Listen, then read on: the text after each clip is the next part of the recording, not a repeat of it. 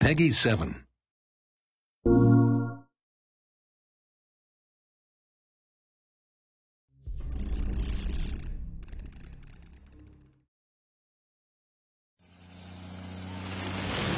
So to open the movie, I wanted a very non-typical Wipeout shot with a vehicle pass by which was almost abstract.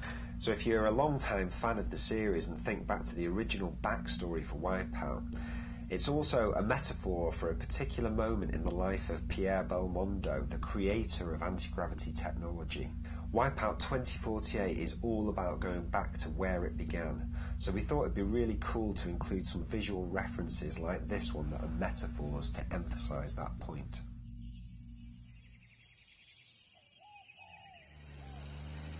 If we jump back into the movie for a second now, you'll see here that the vintage vehicle gets a bit of airtime as well, which is obviously a nod to that wonderful shot, and of course a nod to anti-gravity again.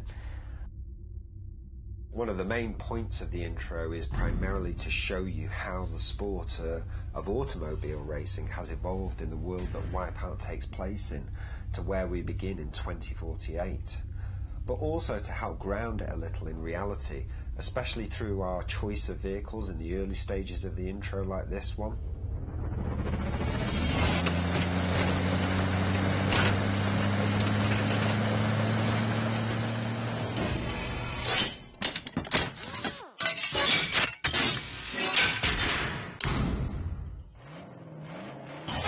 The next transition takes us to an intermediate stage. We call this shot Blueprint.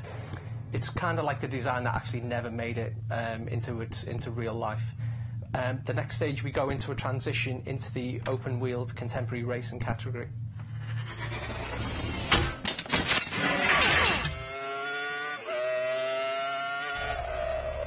Again, these are really cool annotated visual transitions, are just another way to show you how the sport of motor racing evolved over the years, eventually settling on Formula One style racing, which is right where we are now in 2012.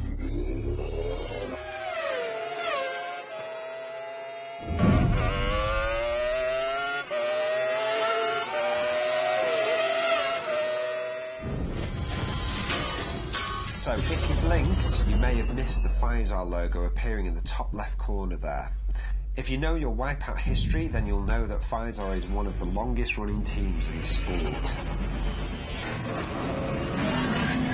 So here we wanted to have a little fun by fast forwarding to the year 2025 with the advent of what we're calling ball racing. So it's almost like ball wheel racing. It's the intermediate step between anti-gravity being fully commercialised. You know, it had started, but it hadn't really made it into a commercial entity.